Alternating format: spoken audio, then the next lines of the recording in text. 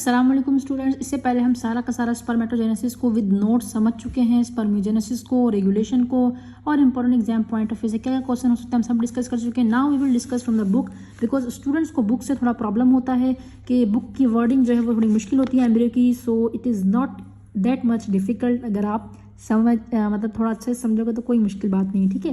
अच्छा देखो, स्पर्मेटोजेनेसिस क्या होता है कि spermatogenesis maturation of sperm begins at puberty, puberty पे शुरू होता है, ठीक है।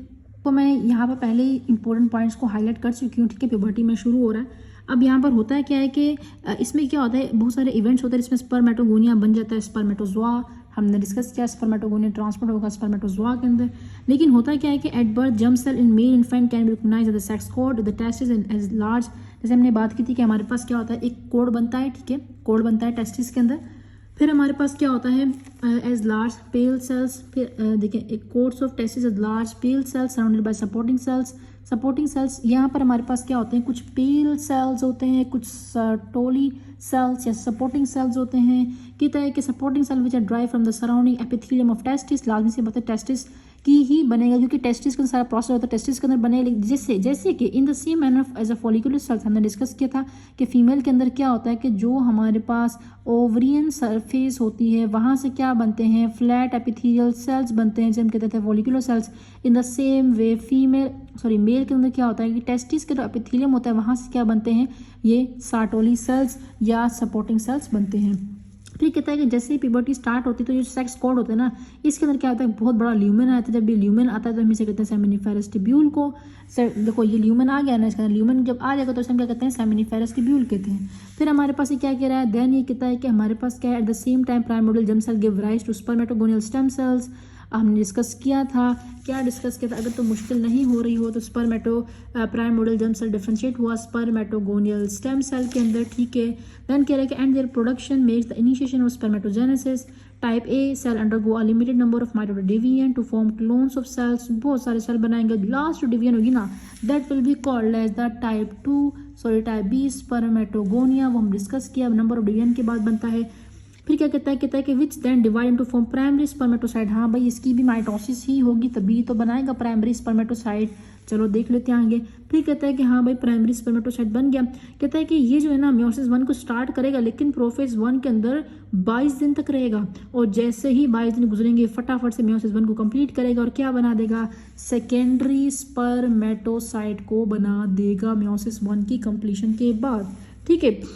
फिर कहता है कि हमारे पास क्या है, हाँ भाई अब जो है ना ड्यूरिंग द सेकंड मेटोडिवीजन, जैसे यहाँ पर हमारे पास क्या होगा, सेकंड मियोसिस करेगा, मेटोडिवीजन करेगा, और हमारे पास क्या होगा, ये जो सेल हैं ये स्पर्मेटिड के अंदर कन्वर्ट हो जाएंगे, जो कि सारे के सारे क्या होंगे, हैप्लॉइड होंगे। उनके पास क्या होगा, नंबर ऑफ क्रोमोसोम हाफ होंगे, जो कि मियोसिस 1 का एज अ रिजल्ट मिलता है हमें।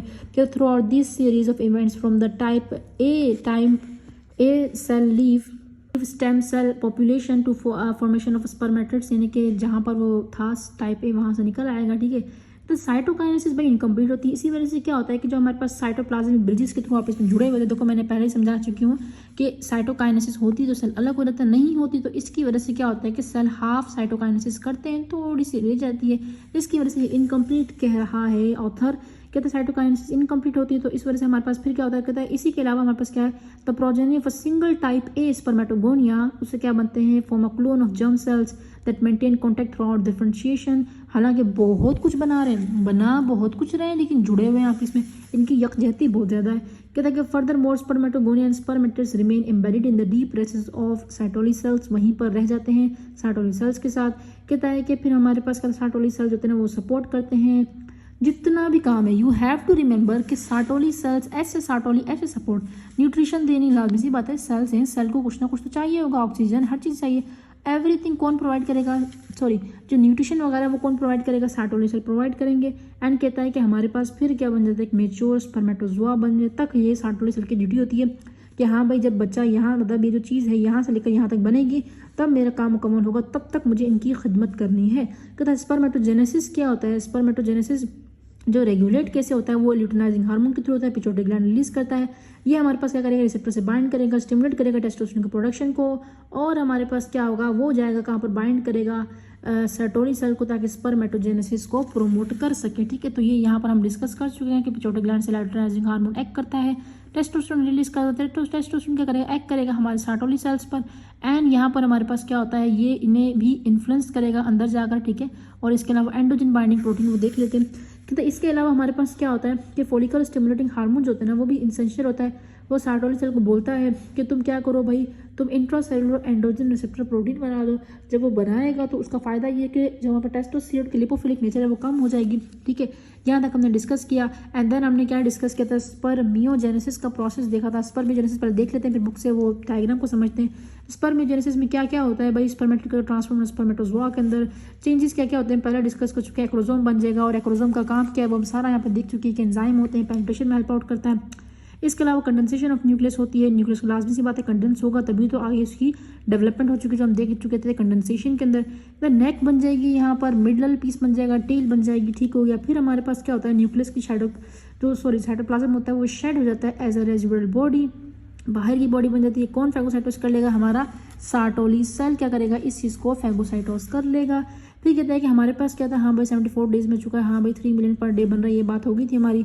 अब कहता है कि सेमिनिफेरस टिब्यूल तक तो ठीक था, लेकिन उसके बाद क्या होता है, एपिडर्मिस में पुल किया रहता है ताकि जो स्पर्म है वो अपनी असल मोटालिटी को गेन कर सके, जो कि उस एपिडर्मिस में मिलेगी। एंड देन हमारे पास क्या होगा, प्रोसेस ऑफ स्पर्मियोजेनेसिस कंप्लीट होता है। अगर आप यहाँ पर डायग्राम पे फोकस करो तो क्या है कि हमारे पास टाइप ए सेल्स थे, टाइप ए दोबारा से डार्क थे, फिर पेल हुए नंबर ऑफ डिवीजन्स के, लेकिन जो इनकी लास्ट डिवीजन है that is called as type B spermatogonia. फिर टाइप बी स्पर्मेटोगोनिया एक मरतबा माइटोसिस करता है और डिफरेंशिएटेड सेल जो बन जाते हैं उन्हें कहते हैं प्राइमरी स्पर्मेटोसाइट बनते हैं। प्राइमरी स्पर्मेटोसाइट क्यों कहा, बिकॉज इन्होंने शुरू करनी मियोसिस, तो इसी वजह से कह दिया। अभी मियोसिस के किसके अंदर, मियोसिस के प्रोफेस के अंदर प्राइमरी है, तो फिर पी से प्राइमरी और पी से प्रोफेस। मियोसिस 1 के प्रोफेस 1 के अंदर जो है ना वो फंस जाते हैं, पी से प्राइमरी पी से प्रोफेस, और 1 प्राइमरी तो वैसे 1 होगा ना, तो उसमें फंस जाते हैं। देन 22 दिन बाद जैसे ही खत्म होता है प्रोफेस, फटाफट से क्या कर लेते हैं, मियोसिस 1 कंप्लीट कर लेते हैं, डिफरेंशिएट होते हैं सेकेंडरी स्पर्मेटोसाइट में। सेकेंडरी स्पर्मेटोसाइट क्या करते हैं, मियोसिस 2 करते हैं और क्या बनाते हैं, स्पर्मेटिड बनाते हैं। अब अर्ली स्पर्मेटिड बनता है, थोड़ा सा एक्रोजोम बन गया है, हाँ भाई, और थोड़ा सा हेड और टेल बनना शुरू हो चुका है। देखो अंदर से ये हेड और टेल भी निकल रहा है, और साइटोप्लाज्म ये जो है ना बाहर बेचारे को थोड़ा सा धक्का दिया जा रहा है। फिर क्या होता है, लेट स्पर्मेटिड यानी कि अच्छा खासा मेच्योर स्पर्मेटिड बन चुका है।